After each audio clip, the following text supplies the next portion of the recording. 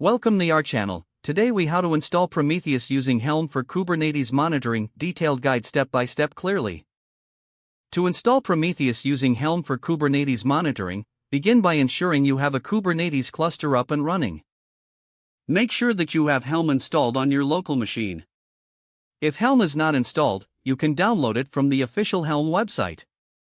Next, initialize Helm by running the command to set up the Helm client. Before proceeding, add the Prometheus community chart repository to your Helm configuration.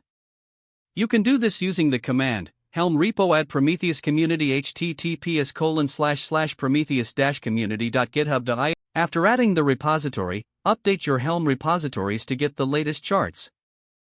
Run the command helm repo update to refresh the local chart repository cache. Now, create a namespace for Prometheus in your Kubernetes cluster. You can use the command kuberctl create namespace monitoring for this purpose. Next, install Prometheus using Helm with a simple command.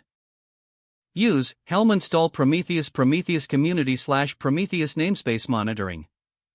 This command will deploy Prometheus in the monitoring namespace. To check if the installation is successful, use kuberctl get pods namespace monitoring.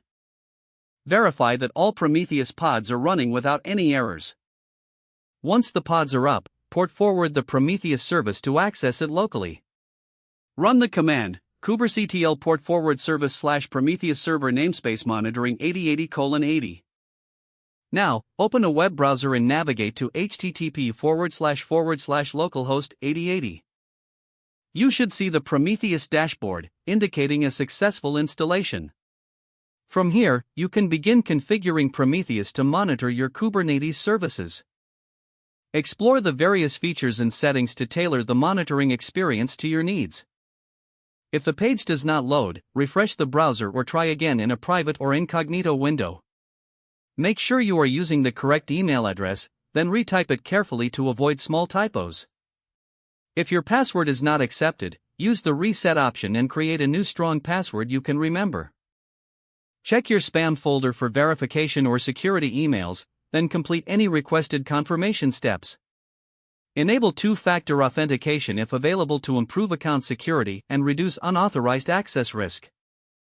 After signing in, review your profile details so your contact information and settings are accurate and current. If you see an error message, note it down and try again after restarting your device and internet connection. Don't forget to like this video and subscribe to our channel for more step-by-step tech guides.